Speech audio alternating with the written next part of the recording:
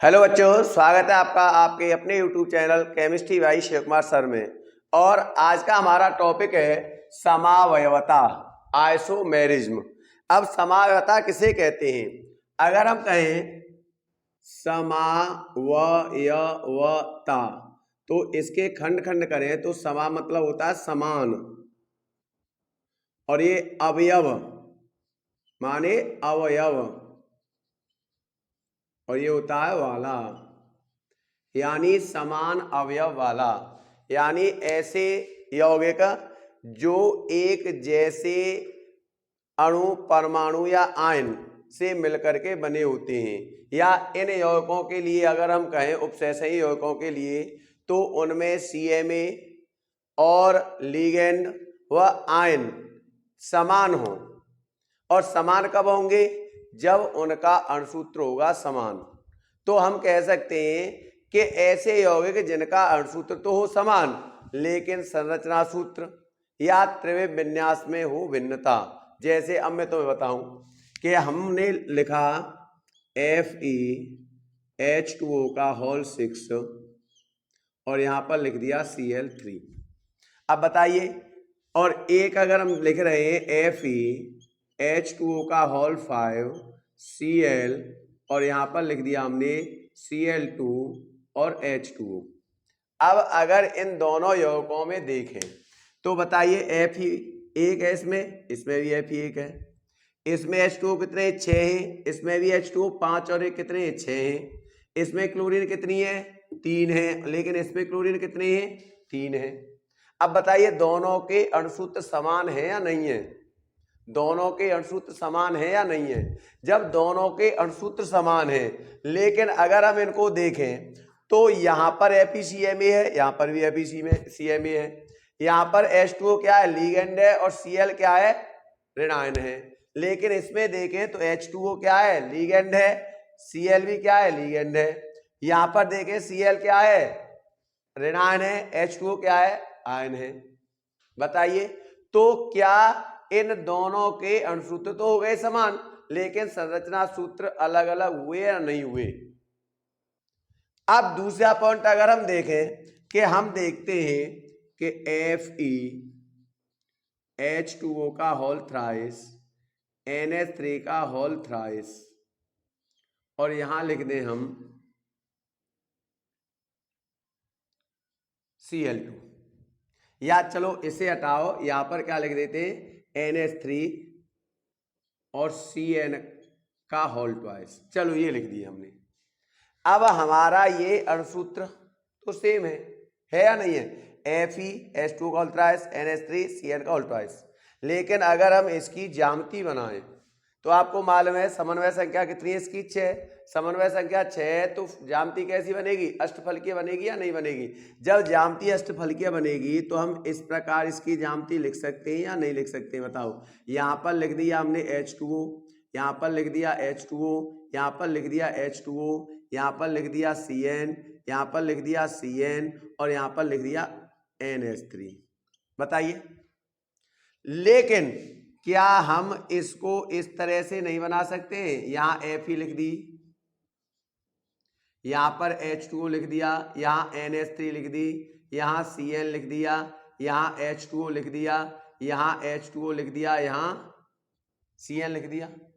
तो बताइए इन दोनों अगर यौगिक में अगर हम देखें तो FeCMa है बीचा बीच में, यहाँ पर भी बीचा बीच में है, लेकिन यहाँ पर देखो जो लिगेंड H2O है ये लगातार आ रहे हैं, फिर Cn 2 लगातार आ रहे हैं, H2O फिर आ रहा है। यहाँ पर देखें तो H2O के बाद यहाँ पर NH3 है, NH3 के बाद यहाँ पर Cn है, Cn के बाद पुनः H2O हो गया, H2O के बाद H2O, फिर H2O के बाद Cn आ गया। तो यहाँ पर लिगेंडों का जो जुड़ना है किसके साथ? Fe के साथ, उनमें भिन्नता है या नहीं है? Cm के साथ चारों ओर, लिगेंडों में दोनों ओर, दोनों यौगिकों में देखें तो लिगेंडों में भिन्नता है या नहीं है स्थान में? यहाँ पर लिगेंडों का स्थान कुछ और है, यहाँ पर लिगेंडों का स्थान कुछ और है। लेकिन अगर इनको हम अणुसूत्र बनाएं तो अणुसूत्र सेम आ रहा है Fe H2O के 3, तो यहाँ देखो 1 2 3 और इसमें भी देखो 1 2 3। NH3 एक है, यहाँ पर भी NH3 देखो एक है, यहाँ पर भी NH3 एक है। CN यहाँ 2 है, देखिए 1 और 2, यहाँ पर भी CN देखो 1 और 2, यानी अणुसूत्र समान है लेकिन ज्यामिति में क्या है, भिन्नता है। जो Fe से यानी CMA से जो लिगेंड जुड़ रहे हैं उनमें क्या है, भिन्नता है। तो हम समावता की क्या डेफिनेशन दे सकते हैं कि वे यौगिक जिनके अणुसूत्र तो समान होते हैं। देखिए मैंने बताया अणुसूत्र इन दोनों के अणुसूत्र समान है लेकिन संरचना सूत्र क्या भिन्न भिन्न है। अणुसूत्र तो समान है लेकिन त्रिविमीय ज्यामिति क्या भिन्न है। तो वही कह रहे हैं कि वे यौगिक जिनके अणुसूत्र तो समान होते हैं लेकिन संरचना सूत्र या त्रिविमीय विन्यास में भिन्नता पाई जाती है। क्या कहलाते हैं, एक दूसरे के समावयवी यौगिक कहलाते हैं। वे यौगिक क्या होते हैं, एक दूसरे के समावयवी यौगिक कहलाते हैं तथा यह घटना क्या कहलाती है, समावयवता कहलाती है। यह घटना क्या कहलाती है, समावयवता। यानी ये दोनों जो यौगिक हैं एक दूसरे के क्या है, समावयवी यौगिक हैं। ये दोनों यौगिक क्या हैं, एक दूसरे के समावयवी यौगिक हैं। लेकिन इन यौगिकों में जो भिन्नता है तो इस भिन्नता की घटना को हम क्या कहते हैं, समावयवता कहते हैं। तो समावयवता क्या हुई कि अणुसूत्र तो समान लेकिन संरचना सूत्र और त्रिविमीय विन्यास में भिन्नता। तो ऐसे यौगिक क्या कहलाते हैं, एक दूसरे के समावयवी यौगिक कहलाते हैं और इस घटना को क्या कहते हैं, हम इस घटना को समावयवता कहते हैं। अब समावयवता दो प्रकार की होती है। कैसे कि एक तो देखिए यहाँ पर हम क्या हो रहा है, संरचना सूत्र में भिन्नता है या नहीं है, एक त्रिविमीय विन्यास में भिन्नता है। तो दो प्रकार की हुई या नहीं हुई समावयवता, एक तो संरचनात्मक समावयवता हो जाएगी और एक त्रिविमीय समावयवता हो जाएगी। तो यही हुआ है कि एक संरचनात्मक समावयवता हो गई, एक त्रिविमीय समावयवता हो गई। अब क्योंकि संरचनात्मक समावयवता भी कई प्रकार की हो सकती हैं तो यहाँ पर 1 2 3 4 5 6 7 प्रकार की आपकी क्या दी है, संरचनात्मक समावयवता दी है। आयनन समावयवता, हाइड्रेट या विलायक योजन समावयवता, बंधनीय समावयवता, उपसह संयोजन समावयवता, बहुलीकरण समावयवता, उपसह संयोजक स्थिति समावयवता और लिगेंड समावयवता। ये 7 प्रकार की संरचनात्मक समावयवता होती हैं और त्रिविमीय समावयवता 2 प्रकार की होती हैं। एक तो ज्यामितीय समावयवता, ये मैंने अभी बताई है आपको, ज्यामितीय भिन्नता है या नहीं है, ज्यामितीय भिन्नता है तो वो क्या कहलाएगी, ज्यामितीय समावयवता। एक प्रकाशिक या ध्रुवीय समावयवता, जैसे अगर हम अपने आप को शीशा में देखें तो हमारा जो चेहरा है वो शीशा में उल्टा दिखाई देता है या नहीं देता है। शीशे में जब हमारा चेहरा उल्टा दिखाई देता है तो ऐसे ही अगर इन यौगिकों को हम किसी दर्पण के सामने खड़ा करें तो उनका प्रतिबिंब इसमें बनेगा, लेकिन कैसा बनेगा, उल्टा प्रतिबिंब बनेगा। तो ऐसी समावयवता को हम क्या कहेंगे, प्रकाशिक या ध्रुवण समावयवता कहते हैं। तो सबसे पहले प्रश्न आता है संरचनात्मक समावयवता किसे कहते हैं। क्या प्रश्न आता है, संरचनात्मक समावयवता किसे कहते हैं। तो वही परिभाषा बनेगी, वे यौगिक जिनके अणुसूत्र तो समान होते हैं लेकिन संरचना सूत्र भिन्न भिन्न होते हैं, क्या कहलाती है, एक दूसरे के समावयवी यौगिक कहलाते हैं। और यह घटना क्या कहलाती है, संरचनात्मक समावयवता। इसमें क्या कह रहा है, संरचनात्मक समावयवता। इसका मतलब क्या है, अणुसूत्र तो समान, यौगिकों के अणुसूत्र तो समान होंगे लेकिन संरचना सूत्र क्या होंगे, भिन्न भिन्न होंगे। यौगिकों के अणुसूत्र तो समान है दोनों के लेकिन संरचना में भिन्नता है या नहीं है, संरचना सूत्र दोनों के अलग अलग हैं। इसमें 6 लिगेंड और H2O लिगेंड और Cl क्या है, आयन। इसमें देखो H2O भी लिगेंड है और Cl भी लिगेंड है, इसमें Cl भी आयन है और H2O भी आयन है। तो दोनों अलग अलग, दोनों ही लिगेंड है, दोनों ही आयन इसमें, लेकिन इसमें H2O लिगेंड है और Cl3 क्या है, क्लोराइड क्या है, आयन है। तो संरचना में भिन्नता हुई या नहीं हुई, लेकिन अणुसूत्र समान है। H2O 6, इसमें भी H2O है, इसमें Cl3, इसमें Cl3। तो संरचना सूत्र भिन्न है या नहीं है। तो ये यौगिक एक दूसरे के क्या है, संरचनात्मक समावयवी हैं और ये परिघटना क्या है, संरचनात्मक समावयवता कहलाती है। तो संरचनात्मक समावयवता की क्या डेफिनेशन है कि वे यौगिक जिनके अणुसूत्र तो समान होते हैं लेकिन संरचना सूत्र भिन्न भिन्न होते हैं या संरचना सूत्र में भिन्नता पाई जाती है, एक दूसरे के समावी यौगिक कहलाते हैं तथा यह घटना क्या कहलाएगी? संरचनात्मक समावता कहलाएगी। त्रिविम समावता को अगर हम देखें तो क्या डेफिनेशन है कि वे यौगिक जिनके अणुसूत्र तो समान होते हैं परंतु त्रिविम विन्यास में भिन्नता पाई जाती है। फिर इसको नहीं लेंगे, 22 संरचनात्मक समावता में तो इसको छोड़ देंगे और त्रिविम समावता में हम इसको छोड़ देंगे। तो वे यौगिक जिनके अणुसूत्र तो समान होते हैं, अणुसूत्र क्या है? समान है, लेकिन त्रिविम विन्यास में भिन्नता पाई जाती है, एक दूसरे के क्या होते हैं? समावयवी यौगिक कहलाते हैं। और यह घटना क्या कहलाती है? समावयवता। कौन सी समावता? त्रिविम समावयवता कहलाती है। यह घटना क्या कहलाएगी? त्रिविम समावयवता। तो दोनों की डेफिनेशन आशा है समझ में आ गई होगी। यहाँ पर क्या है? अणुसूत्र समान लेकिन संरचनात्मक सूत्र भिन्न भिन्न होते हैं। यहाँ पर क्या है? अणुसूत्र तो समान है लेकिन त्रिविम विन्यास में क्या होती है? भिन्नता पाई जाती है। त्रिविम विन्यास क्या होते हैं? भिन्न भिन्न होते हैं। तो संरचनात्मक समावता और त्रिविम समावता कहलाती है। अब संरचनात्मक समावता क्या होती है? आनन समावता होती है। क्या होती है? आनन समावता होती है। हाइड्रेट विलायक की योजन समावता कहलाती है, या तो हाइड्रेट समावता कह लीजिए या विलायक की योजन समावता कह लीजिए। बंधनी समावता कहलाती है। उपसह संयोजन समावता होती है। एक बहुलीकरण समावता होती है। एक उपसह संयोजक स्थिति समावता होती है और एक क्या होती है? लीगेंड समावता होती है। ये 7 प्रकार की समावता होती हैं। और त्रिविम समावता क्या होती है? ज्यामितीय समावता होती है और प्रकाशिक या ध्रुवण समावता होती है। अब प्रश्न आता है आनन समावता किसे कहते हैं? प्रश्न क्या है? आनन समावता किसे कहते हैं? अब बात करते हैं संरचनात्मक समावता की। तो वे यौगिक जिनके अणुसूत्र तो समान होते हैं परंतु संरचना सूत्र में भिन्नता पाई जाती है, एक दूसरे के क्या कहलाते हैं? संरचनात्मक समावयवी कहलाते हैं। यहाँ लिखो संरचनात्मक समावयवी यौगिक कहलाते हैं तथा यह घटना क्या कहलाती है? संरचनात्मक समावता कहलाती है। अब आनन समावता। आनन समावता क्या होती है? मैं तुम्हें एक उदाहरण दूं, एग्जाम्पल दूं। पहले एग्जाम्पल मैंने दिया कि FeH2O का होल 5 और यहाँ पर SO4 और यहाँ लिख दिया मैंने Cl। ठीक है। अब बताइए इसमें एक Fe है, 6 लिगेंड है, एक 5 ए और एक ए। SO4 क्या है? एक लिगेंड है और एक आयन है। क्या हम इसे ऐसे नहीं लिख सकते? FeH2O को होल 5 Cl SO4। अब बताइए इन दोनों के अणुसूत्र समान है या नहीं है? Fe H2O 5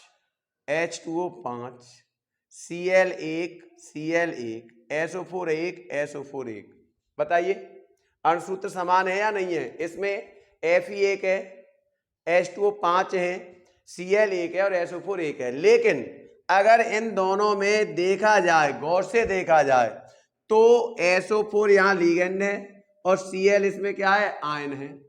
लेकिन इसमें देखिए Cl क्या हो गया? लिगेंड हो गया है, SO4 क्या हो गया? आयन हो गया है। तो इसमें क्या हुआ है? आयनों का एक दूसरे में विनिमय हुआ है या नहीं हुआ है? लिगेंड आयन की जगह पहुंच गया, आयन लिगेंड की जगह आ गया। लिगेंड आयन की जगह पहुंच गया, आयन लिगेंड की जगह आ गया। आया या नहीं आया है? एक और उदाहरण देखता हूं। देखो तो ये दोनों यौगिक क्या हैं? एक दूसरे के आनन समावयवी हैं।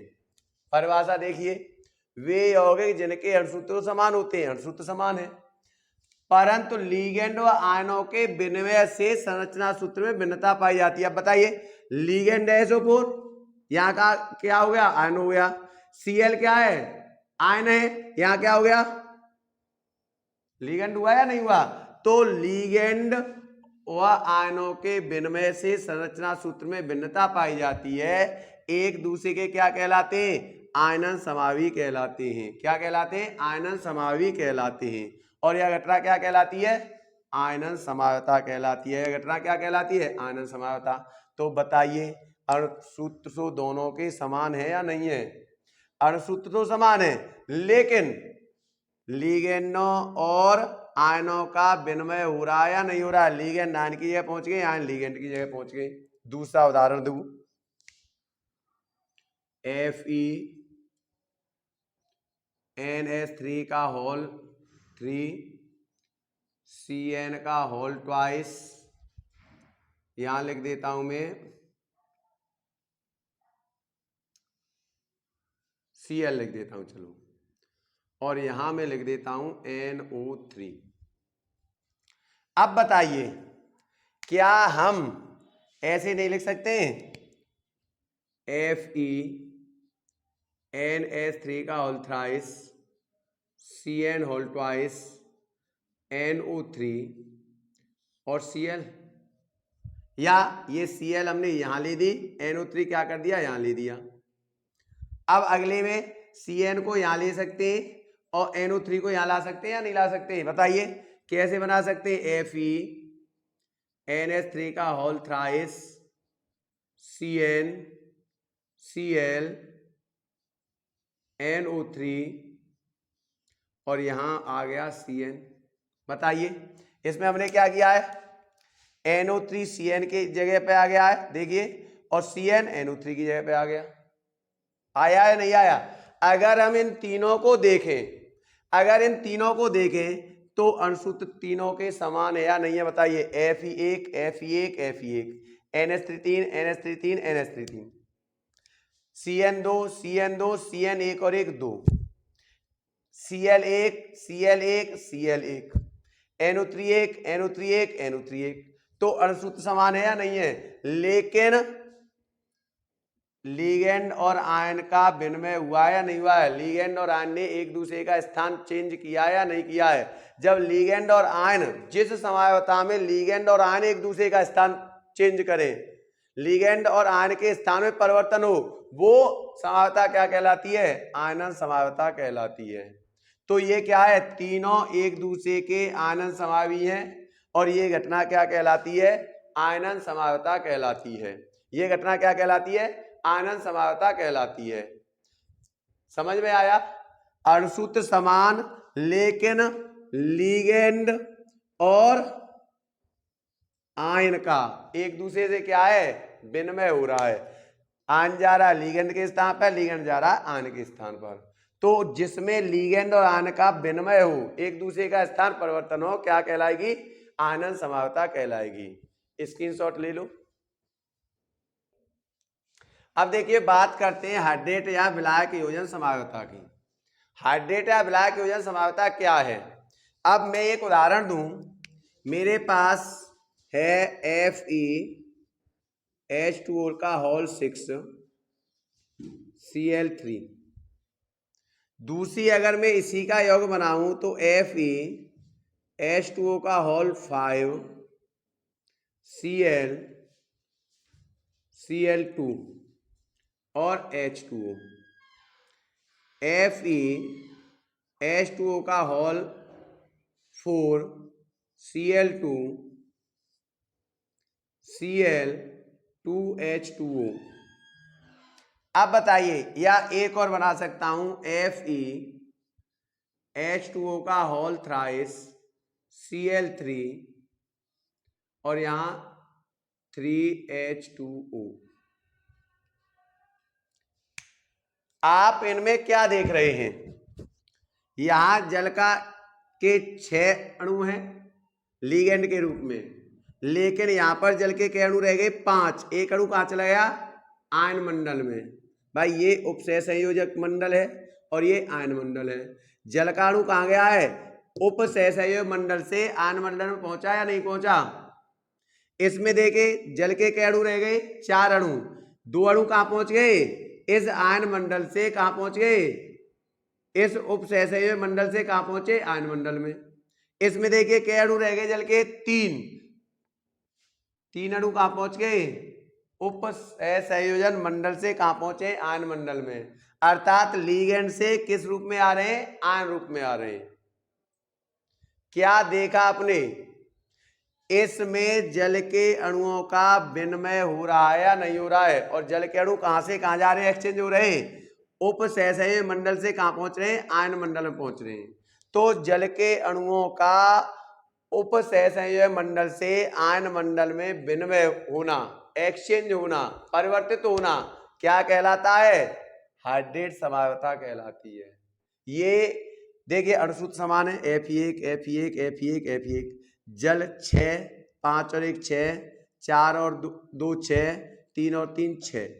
यहाँ देखें क्लोरीन 3, 1 और 2 3, 2 और 1 3 और 3 है या नहीं है, अणुसूत्र समान है या नहीं है, लेकिन संरचना सूत्र में भिन्नता है या नहीं है। यहाँ 6 जल के अणु लिगेंड के रूप में है, यहाँ 5 लिगेंड के रूप में, यहाँ 4 लिगेंड के रूप में और यहाँ 3 लिगेंड के रूप में। इसका मतलब क्या है, जल के अणु अपने इस उपसहसंयोजक मंडल से कहाँ जा रहे हैं, आयन मंडल में जा रहे हैं। कहाँ जा रहे हैं, देखिए ये कहाँ पहुंच गए, आयन मंडल में जा रहे हैं।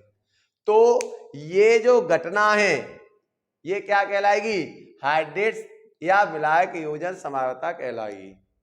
और ये क्या कहलाएंगे, हाइड्रेट समायवी यौगिक कहलाएंगे।